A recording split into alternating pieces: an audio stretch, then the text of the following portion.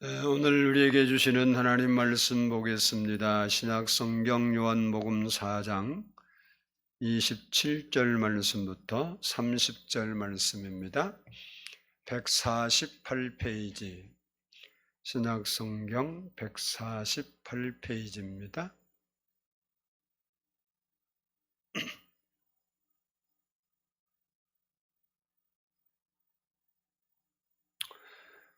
저와 한 절씩 교독하도록 하겠습니다. 이때에 제자들이 돌아와서 예수께서 여자와 말씀하시는 것을 이상히 여겼으나 무엇을 구하시나니까 어찌하여 그와 말씀하시나니까 묻는 자가 없더라.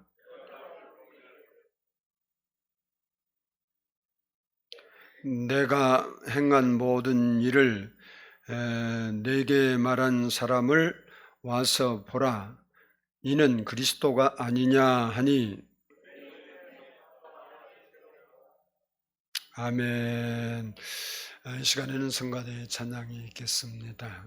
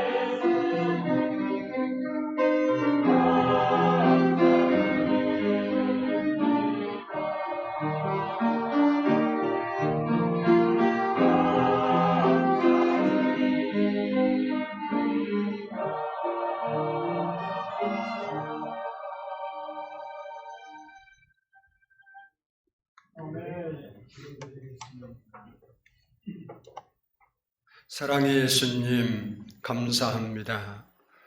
오늘도 이렇게 하나님 앞에 예배할 수 있는 은혜 주신 것 감사합니다. 우리가 예수님을 우리의 구주로 믿고 우리의 영원한 목자여 인도자인 것을 인정하며 우리의 예배를 받으시기에 합당하신 하나님이신 것을 고백하고 오늘 또 이렇게 제단에서 또 각 가정에서 하나님께 예배합니다.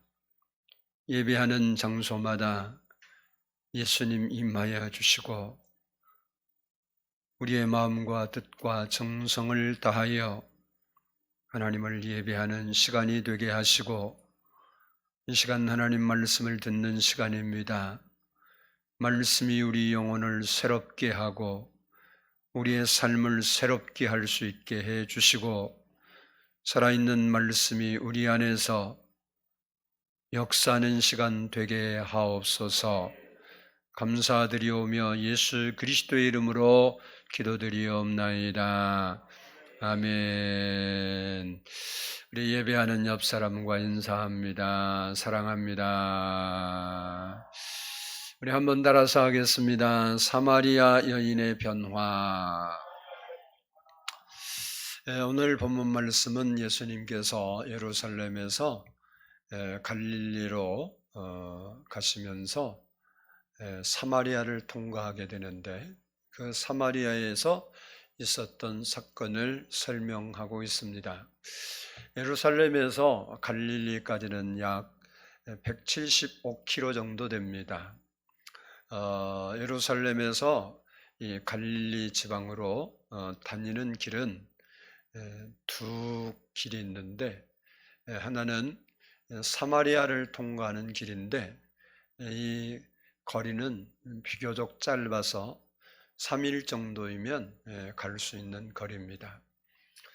그리고 요단 동쪽 길로 돌아가는 길이 있는데 이 길은 약 6일 정도가 소요됩니다.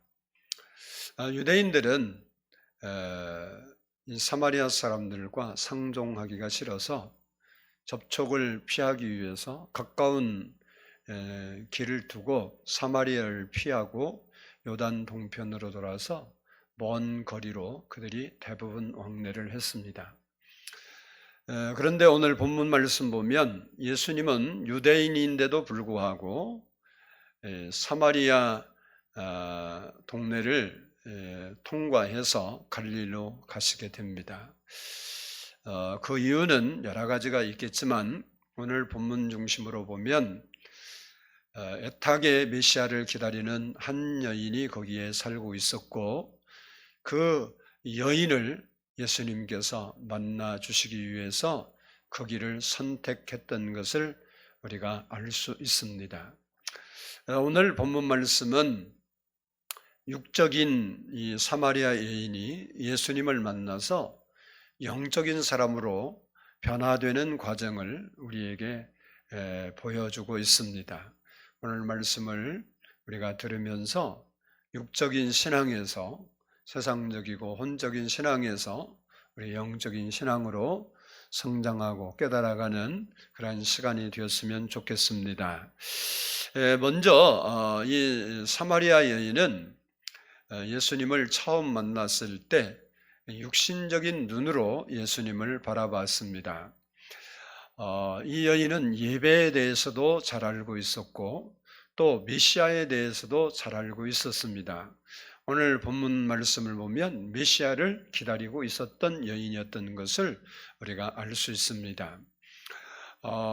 나름대로 자기가 또한 하나님도 예배를 했지만 아직 육적 사람으로 거듭나지 않았기 때문에 그 안에 속사람이 살아나지 않았습니다. 그래서 세상적, 경험적, 관습적으로 보통 사람을 대하는 그 태도로 예수님을 대하는 것을 우리가 볼 수 있게 됩니다.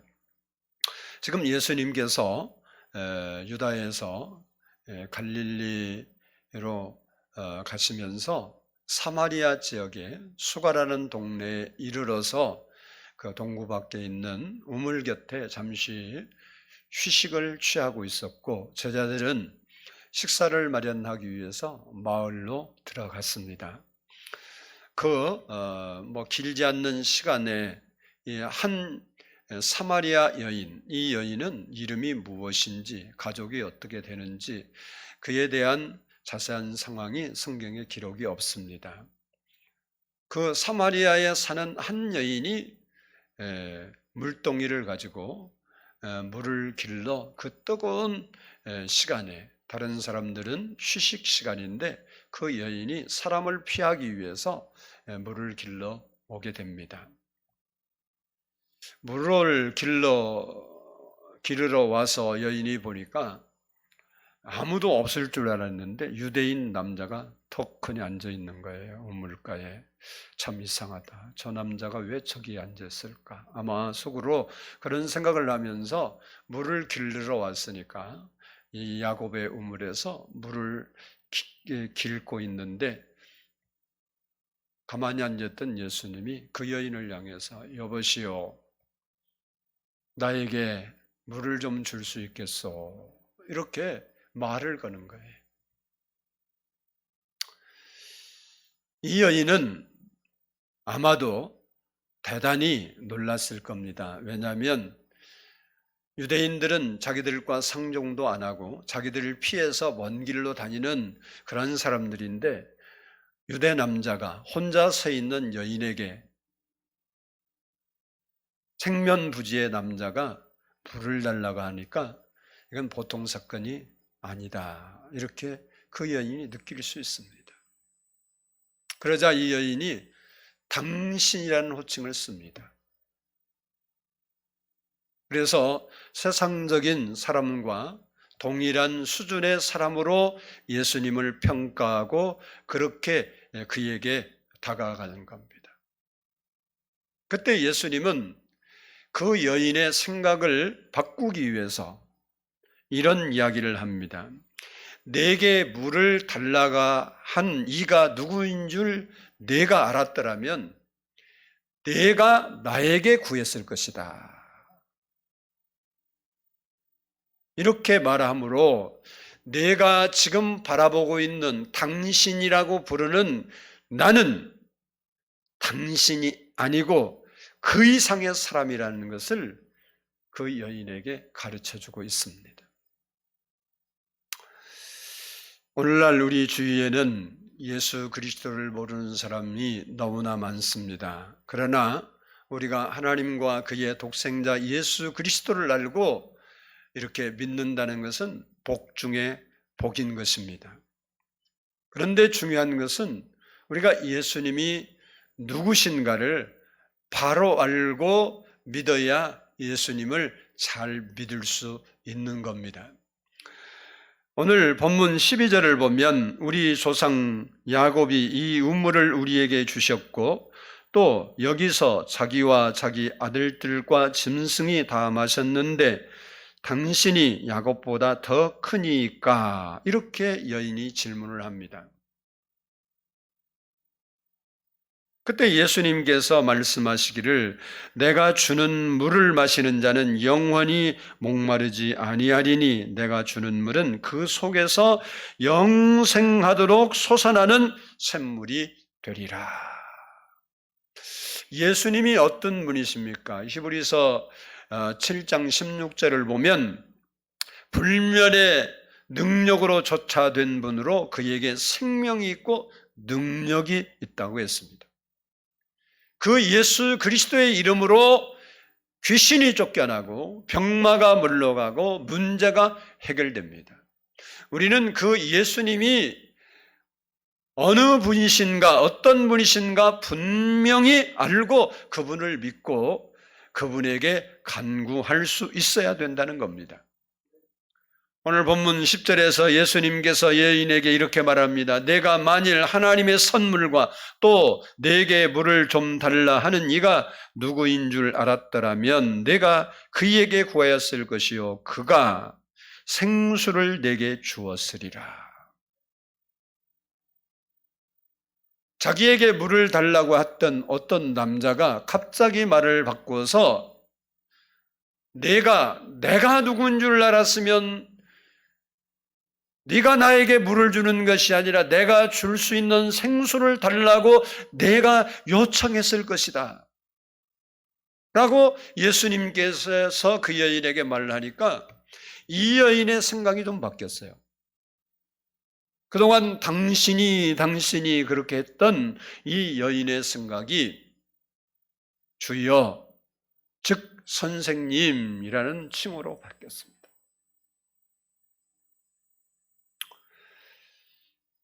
그러면서 오늘 본문 12절에 있는 것처럼 이 여인이 이 생수, 선생님이라고 부르면 선생님, 그러면 그 생수를 어디서 얻을 수 있습니까? 당신은 이 우물을 준 야곱보다 더 큰 사람입니까?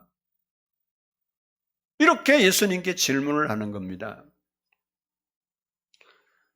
이 질문은 자기들이 그렇게 보배롭게 여기고 귀중하게 여기는, 우리나라와 달리 그 나라는 물이 귀하고 샘을 판다고 물이 나오는 거 아니기 때문에 그 물이 수천 년 동안 사람들이 그 한 우물에서 먹고 있는 겁니다. 이렇게 귀한 우물을 우리에게 주신 야곱보다 당신은 크지 않으면 당신이 이보다 더 좋은 물을 우리에게 줄 수 없는데 당신은 그보다 더 큰 분이십니까? 이런 질문입니다. 이런 질문을 그가 하게 된 것은 예수님에 대해서, 그리고 예수님이 말하는 생수가 무엇인지, 그 여인은 단지 그 생수가 자기가 길어먹는 물과 같은 것이라고 이해했기 때문에 그랬습니다. 그러나 이 생수는 이 세상에서 얻을 길이 없습니다. 이 생수는 하늘로부터 나오는 것입니다. 요한계시록 22장 1절로 2절 말씀을 보면 또 그가 수정같이 맑은 생명수의 강을 내게 보이니 하늘과 및 어린 양의 보좌로부터 나와서 길 가운데로 흐르더라. 이 생수는 세상에서 나는 것이 아닙니다. 하나님과 예수님이 하나님의 보좌의 옆에 계신데 그 예수님으로부터, 어린 양의 보좌로부터 흘러내리는 겁니다. 그렇다면 이 생수가 어느 길로 흘러가느냐는 거예요. 그것은 바로 예수 그리스도를 구주로 영접한 심령, 예수님이 계신 그 심령의 길로 생수가 흐르는 겁니다. 다시 말하면 예수님은 아무데나 가시는 게 아니고 예수 그리스도를 믿는 그 심령을 다니신다는 거예요. 요한계시록 2장에 보면 예수님께서 에베소 교회에 대한 말씀을 하시는데 2장 1절 보면 이런 말씀이 있습니다. 에베소 교회의 사자에게 편지하라. 오른손에 있는 7뼈를 붙잡고 7 금촛대 사이를 거니시는 이가 이르시되, 예수님이 어디로 다니시는가를 써놨는데 여기 보니까 7 금촛대 사이를 다니신대요. 여기 금촛대는 하나님 말씀대로 살고 믿음으로 성령 충만해서 불이 붙어 있는 곳을 말합니다. 다시 말하면 예수님은 불이 붙어 있는 금촛대 사이를 다니신대요. 이 금촛대를 성경의 계시록에 보면 뭐라고 해석했냐? 7 교회라고 말했습니다.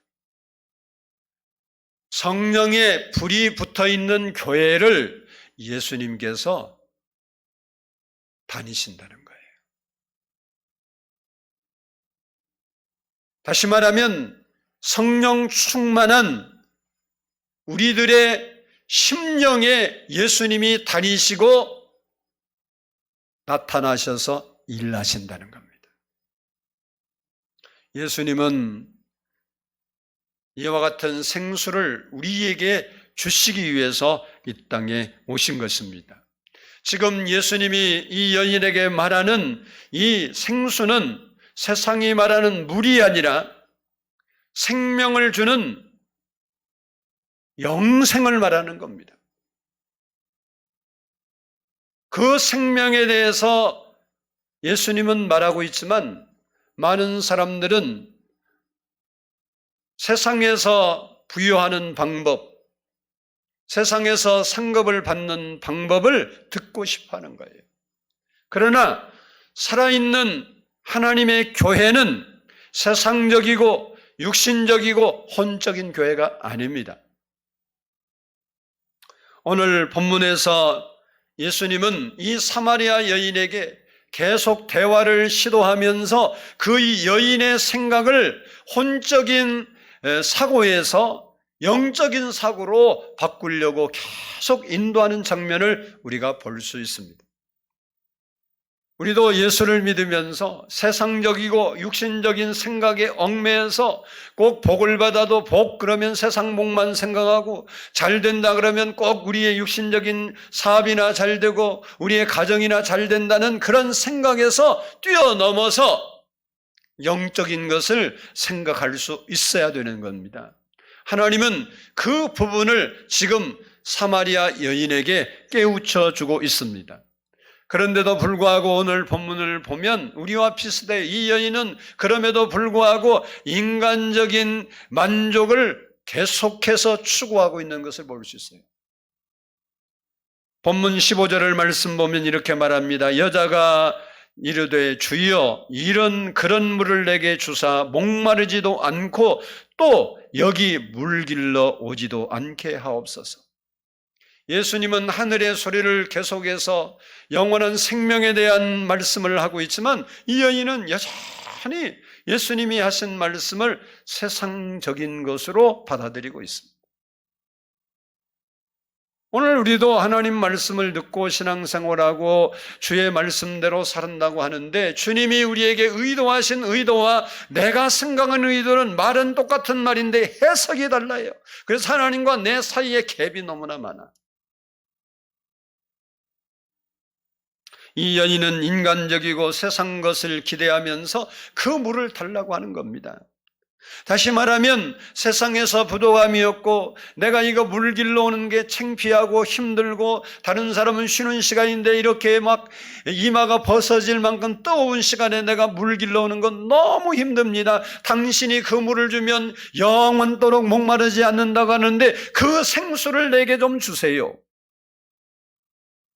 이 여인은 자기의 현실적인 문제만을 해결하기 위해서 예수님께 달라고 부탁을 한 겁니다. 그때 예수님은 그 여인에게 내가 지금까지 살아오면서 인간적인 만족이 있었더냐라는 뜻을 가지고 그러면 내가 그 생수를 내게 줄 테니 내가 돌아가서 내 남편을 데리고 와라 그런 거예요. 그때 이 여인은 나는 남편이 없습니다. 아마도 이 여인은 그렇게 대답하면 그러냐 남편이 없나 불쌍한 여인아 안 됐다. 그러면 내가 원하는 생수를 주마 이럴 줄 알았는데 예수님은 그 여인에게 그렇게 말합니다. 그래 내 말이 옳다. 네게 전에 5 남편이 있었는데 지금 네가 살고 있는 그 남자는 내 남편이 아니니라. 이 말을 듣고 이 여인이 충격을 받았습니다. 이 사람이 누군데 내 과거를 이렇게 알 수가 있어. 그리고 그가 주님을 바라보는 시선을 달리합니다. 선생이여 했던 이 사람이 이제는 선지자입니다 라고 고백합니다. 처음에 당신으로 호칭이 시작됐는데 당신이 변해서 주여 선생님이라고 바뀌더니 이제 예수님과 대화를 통해서 그가 이분이 선생님 정도가 아니라 선지자구나. 이렇게 여인이 변화가 일어나요. 우리도 예수를 믿으면 점점 예수를 알아가고 변화가 돼야 돼요. 내가 예수님 믿는 게 뭐 목사가 설교하니까 그런 분이다 그렇게 이해하는 게 아니라 이런 분이 이런 분이야, 이런 분이 이래, 야 이분이 이런 분이네, 이러고 여러분이 변화되고 그분을 만나고 경험하는 신앙생활을 해야 되는 거예요. 이 여인은 지금 예수님과 짧은 대화를 나누면서 그의 생각이 계속 변화를 일으키는 것을 볼 수 있습니다. 처음에 이 여인은 생수에 대해서 예수님이 말할 때 지금까지 계속해서 생각이, 그 생수는 세상적인 뜻으로 이해했습니다. 왜 예수님께서 이 여인에게 남편을 불러오라고 했을까요? 그것은 이 여인에게 과거를 이야기함으로써 그 여인으로 하여금 전에 남편이 5명이나 있었지만 세상적인 것, 육신적이고 혼적인 만족을 한 번도 채워보지 못한 자기 자신을 통해서 영적인 만족을 구하게 하려고 하는 예수님의 의도가 거기에 있었던 것입니다. 이 여인은 이 예수님의 말씀을 들으면서 혼적인 사고가 깨어지면서 드디어 이런 고백을 합니다. 오늘 본문 19절을 보면 주여 내가 보니 선지자로소이다. 당신은 보편적인 사람이 아니라 선지자이십니다. 이렇게 고백하고 있는 것입니다. 맞습니다. 우리가 세상을 살아보지만 내가 아무리 노력하고 육신적으로 우리의 영혼을 만족시킬 수가 없어요. 그 세상에서도 보면 이 출세한 연예인들, 또 권력을 가진 사람들, 나름대로 성공했다는 사람들이 방황하는 것이 더 많아요. 마약을 하고, 여러분 마약 어떻게 생긴지 보지도 못했죠. 필로폰 한번 옆에 두기라도 해봤어요? 못 두어봤잖아요. 그건 우리는 거기까지 생각이 미치지를 못해. 그만큼 공허할 시간이 없어. 바빠서 먹고 살기도 힘든데 언제 필리폰을 생각하겠어. 근데 부자들은 다 가진 줄 알았더니 마음이 너무 공허하고 쓸쓸하고 힘든 거야. 그것을 어디서 달랠까 해서 마약에 손대는 거예요. 여러분 봐봐요. 마약하는 사람 해서 걸린 사람들은, 팔린 사람들은 돈 벌려고 파니까 뭐 신분의 고하가 상관이 없지만, 그거 먹고 맞고 피는 사람들 봐봐. 대부분 어디에? 탑스타 했던 사람들, 또 높은 지위에 있던 사람들, 뭐 그래서 걸리면 의사, 뭐 변호사, 뭐 사자 붙은 사람, 목사는 없어. 사자가 똑같은 사자가 아니에요. 이런 사람들. 우리의 영혼의 만족은 예수님의 역사가 임하고 주님이 주시는 생수를 마실 때 참 만족이 있는 겁니다. 기쁨도 주님이 주시는 기쁨이래야 살아있는 생동하는 기쁨이 되고 즐거움이 되는 거예요. 이 여인이 예수님의 이런 말씀을 들으면서 내 생각이 잘못됐구나. 여러분도 하나님 말씀을 들으면서 깨달아야 돼. 내가 지금까지 생각했던 것이 뭔가 좀 잘못된 게 있구나. 그러면 여러분이 바뀔 수 있고 변화될 수 있고 진정하게 주님을 예배하는 자로 거듭날 수 있는 거예요. 이 여인이 내 생각이 잘못되었구나라는 생각을 깨닫고 그가 지금까지 예수님께 어떻게 하면 그 생수를 얻을까 해서 구했던 그 생각을 싹 버리고 그의 화제를 바꿉니다. 예배에 대해서 묻기 시작해. 예배에 대해서. 왜냐하면 이 여인은 예수님을 선지자로 믿었기 때문에 예배에 대해, 선지자는 하나님 말씀을 대언해서 하나님을 영화롭게 하는 사람입니다. 이 여인은 지금 이 선지자를 통해서 하나님께 예배함으로 하나님을 영화롭게 하고 싶어 했던 거예요. 그런데 문제는 어디서 예배를 하느냐가 문제였습니다. 그래서 이 여인이 어디에서 예배를 드려야 예배를 받겠습니까? 우리 조상들은 그리심산에서 예배를 드렸고 당신들은 예루살렘에서 예배를 드려야 한다는데 어디서 예배를 드려야 하나님이 예배를 받으십니까? 라고 묻게 됩니다. 그때 예수님께서 이렇게 말씀합니다.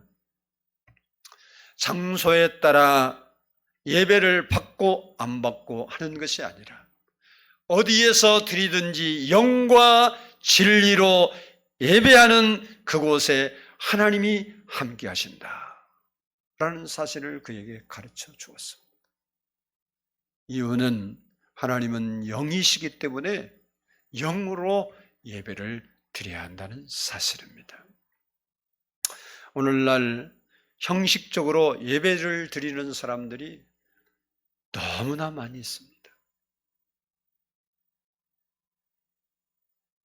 오늘도 우리가 영상으로 가정에서 몇 사람이 드리는지 내가 화면을 못 띄워서 아직 모르지만 드리는 분도 많이 있어요.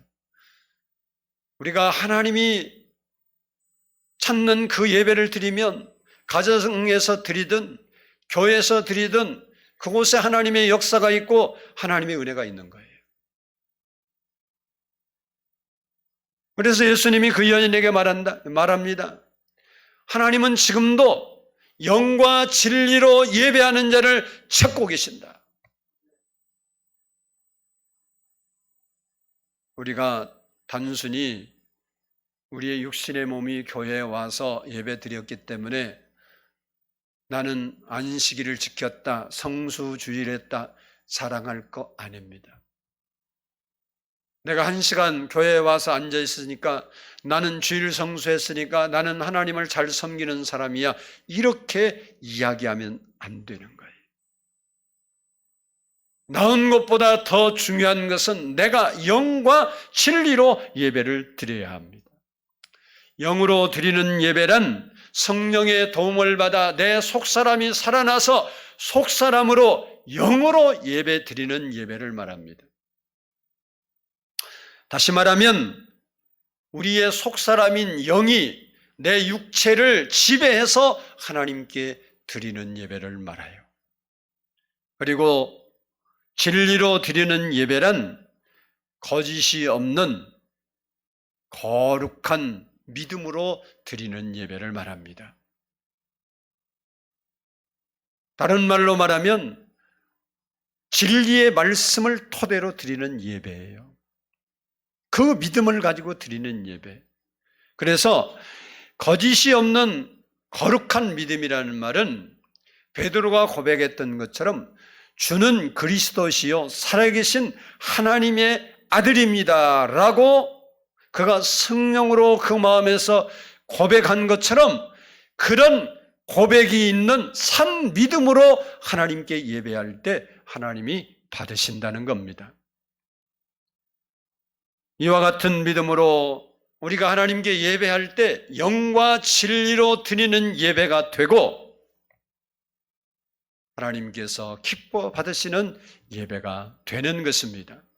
우리는 예배하는 우리의 삶 속에 이런 정말 내 영이 깨어나고 내 영이 거듭나고 내 영이 살아나서 영으로 말씀을 가지고 예배하는 그런 예배자들이 되어야 될 줄로 믿습니다.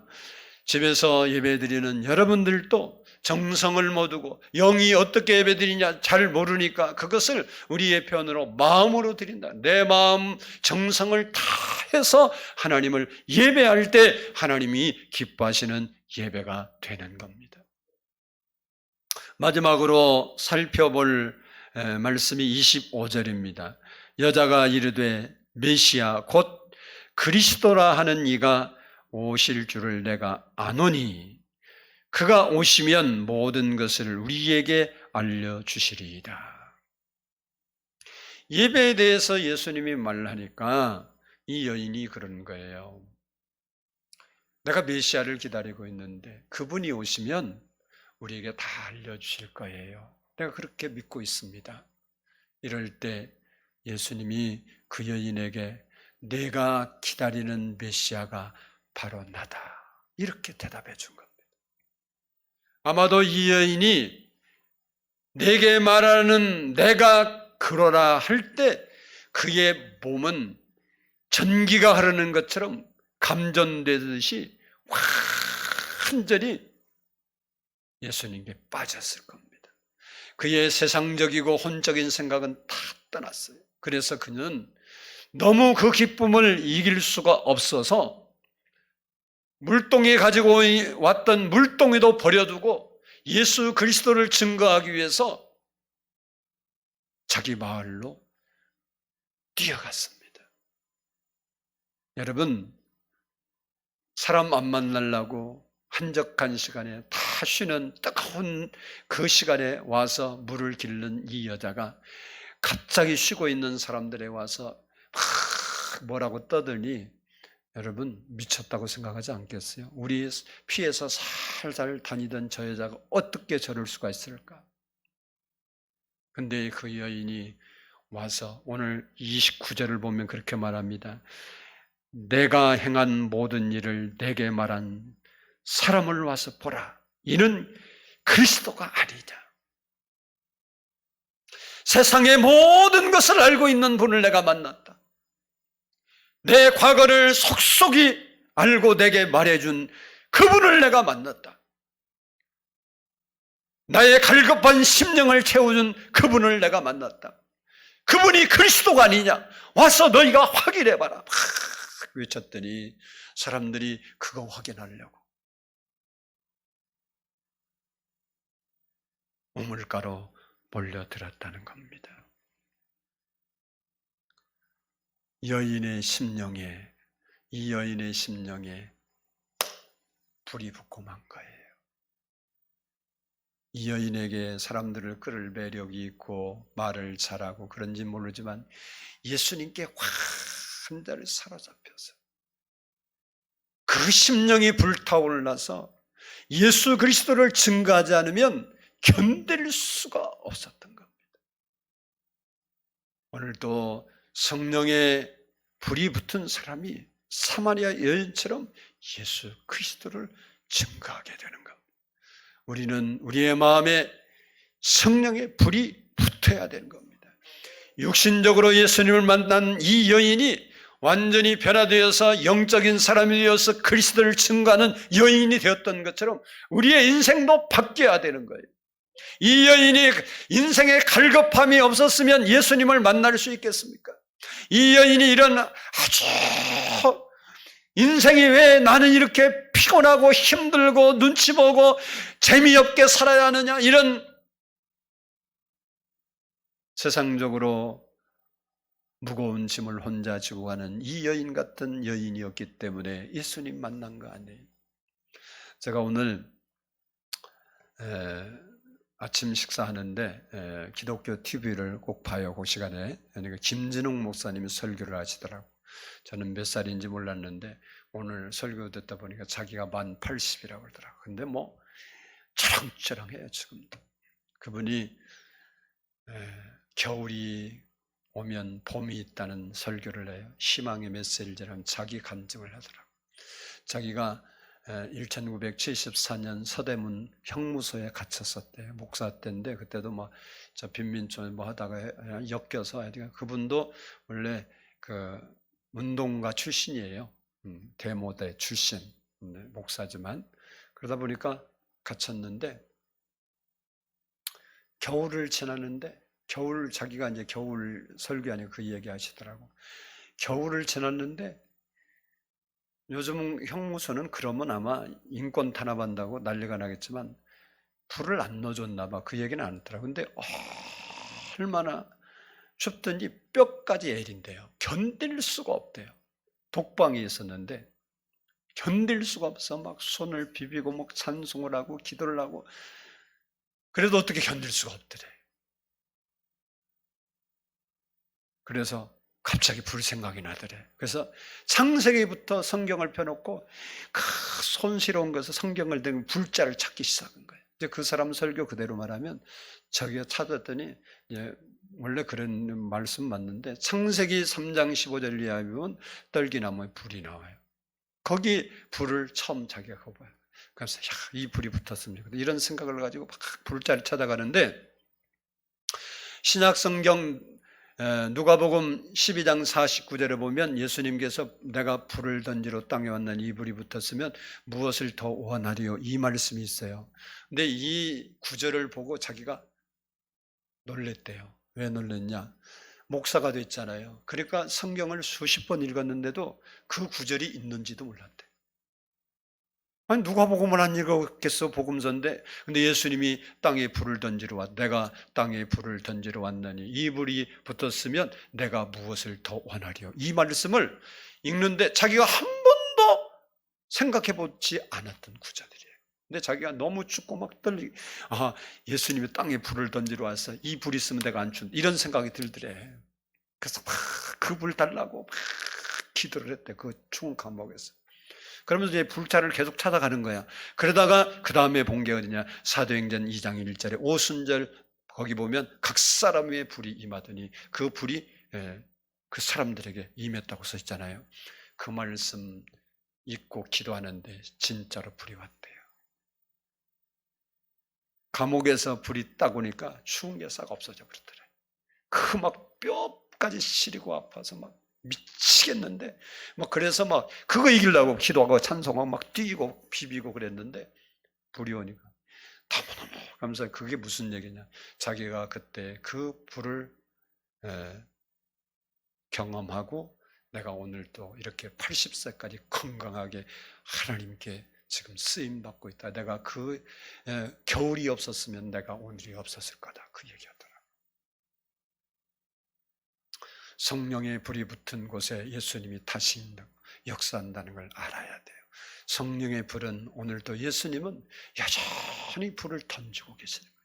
여러분의 마음을 열고 예수님의 불을 맞이하면 예수님 심령에 성령의 불을 던져주시는 거예요. 그 불이 붙으면 춥다. 우리 교회도 추워갖고 요즘은 그래도 좀 따뜻해졌어요. 계속 틀어놔서 그래. 아침 새벽부터 아마 다음 주에는 날로 여기 올지도 몰라요. 하여간 성령의 불이 오면 안 춘 거예요. 여러분 성령의 불 받으면 여인들 부인병도 싹 사라져요. 배 밑에만 불 들어와 뜨뜻해봐. 부인병이 어디서 싹 사라지지. 성령의 불을 붙으면 예수 그리스도를 전하지 않고는 견딜 수 없는 뜨거운 심령이 되는 거예요. 오늘 이 여인이 예수님을 만나서 지극히 당신이라고 부를 만큼 인간적이었던 사람이 예수님을 만나고 완전히 변화된 여인이 되어서 영적인 사람이 되었습니다. 우리가 예수를 믿으면 예수님을 영접하고 물과 성령으로 거듭나면서 우리의 속사람이 살아납니다. 그러나 우리의 육과 혼은 여전히 옛사람으로 남아있어요. 그래서 성령 받았다 그래서 우리가 변화된 거 아니에요.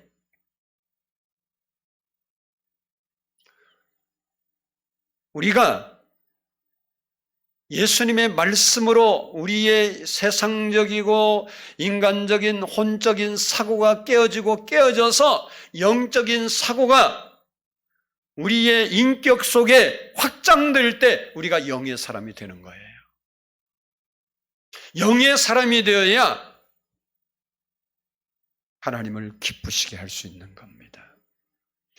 우리의 영혼이 거듭날 뿐만 아니라 우리의 우리의 옛사람도 변화되어서 내 몸과 내 혼이 주를 위해 살 때 이게 속사람이 영적인 사람이 되고 영이 다스리는 사람이 되어서 우리의 몸이 하나님을 영화롭게 하는 의의 병기가 되고 하나님이 기뻐하시는 살아있는 믿음을 가지는 성도가 되는 겁니다. 바라기는 여러분이 오늘도 우리의 생각 속에 변화받아야 할 것을 변화받고 우리에게 하나님의 은혜가 왔는데 우리의 육신이 변화돼야 돼요. 우리의 이 모습, 예수를 알기 전에 예수님을 만나기 전에 가졌던 잘못된 성품들을 우리가 버려야 되는 거예요. 그리고 하나님의 사고가 우리에게 더 많이 밀고 들어올 때 우리의 영이 육을 지배하는 영적인 사람이 되는 겁니다.